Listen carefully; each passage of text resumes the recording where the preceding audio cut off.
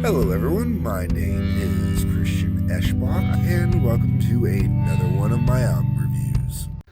Alright, I have not covered the Ramones in quite a while, and if I'm going to do a bunch of live albums, I should do the very first Ramones album I ever bought myself, Ramones, We're Outta Here. I bought this as a special box set, had a VHS in it. I believe the box has unfortunately gotten destroyed over the years, and I didn't look for the VHS before doing this. Realistically, the VHS really isn't important. The big fancy box that came with it was a nice collector's thing. If I hadn't been so young and, been through so many moves and, life and whatnot, it'd probably still be around and in great shape. But unfortunately, it is what it is. That being said, though, as my first album for the Ramones, not my introduction to the Ramones, I had heard lots of Ramones before this, but as my first Ramones album, I have to say it's actually the one I listen to the least now. And the reason why is the Ramones live. I get why people love the Ramones. I love the Ramones. I love the Ramones on studio albums. When it comes to the Ramones live, though, not so much a fan. And the only reason I say that is they rush their sets. I realize it's punk, but CDs, 74 minutes. I don't believe there are any songs cut out of here that would have been in the live set. But there are literally 32 songs on here. 32 songs on here, okay? And they're all jammed into 74 minutes. That's how fast they kind of rush through their sets. And there's a lot of good tunes on here, man. So, Durango 95, that's just the opening tape going with their little get-go. Teenage Lobotomy. Who doesn't like Teenage Lobotomy? Psychotherapy, great. Fun times. Blitzkrieg Bop, of course. Get it out of the way right away, too. Same with Do You Remember Rock and Roll Radio? Get that one right out of the way. Then you got I Believe in Miracles. Now, I love I Believe in Miracles, but on here, man, it just really feels so kind of sped up and rushed. And I think it is, because I think this original song clocks in closer to 3 minutes. If I remember correctly, it's one of their longer songs. But on here, it's only like 2:41, man. It just kind of feels like they're rushing through it. You got Gimme Gimme Shock Treatment, which once again, it feels like they're honestly, I'm going to say this about almost every song on here. It really feels like they're rushing through it. Rock and Roll High School, I Want to Be Sedated. I love that they put their cover of Spider-Man on here, man. That was awesome.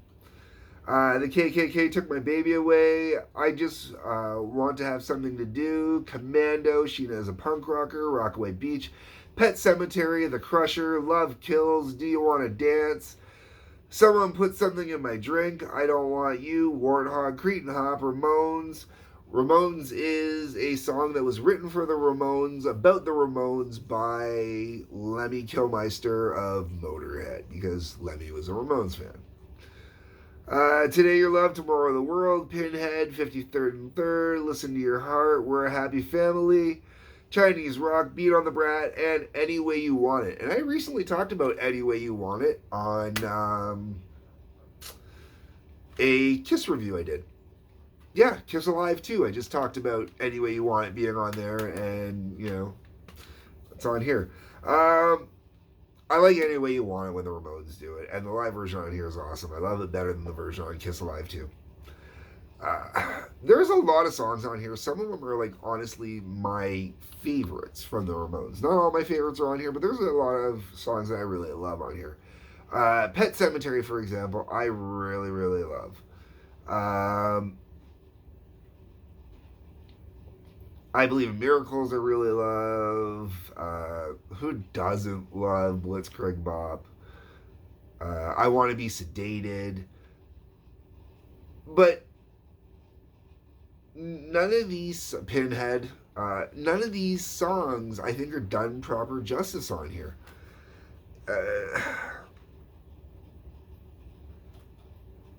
I would honestly rather put on the live album any day of the week, or a studio album any day of the week. If you can find this and you're a real Ramones fan, I recommend you pick it up, though, because it does capture a very crucial moment in time. It does capture the 2,263rd show, Billboard Live, August 6, 1996. The last show. This was it for the Ramones. There was no reunion afterwards. There was no coming back. All there were was a bunch of sad, tragic deaths that kept happening afterwards. And that's the part that really sucks.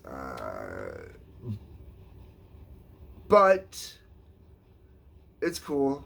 It's cool. The other thing that was also great on this is, so this lineup would have been Johnny, Joey, CJ, and Marky.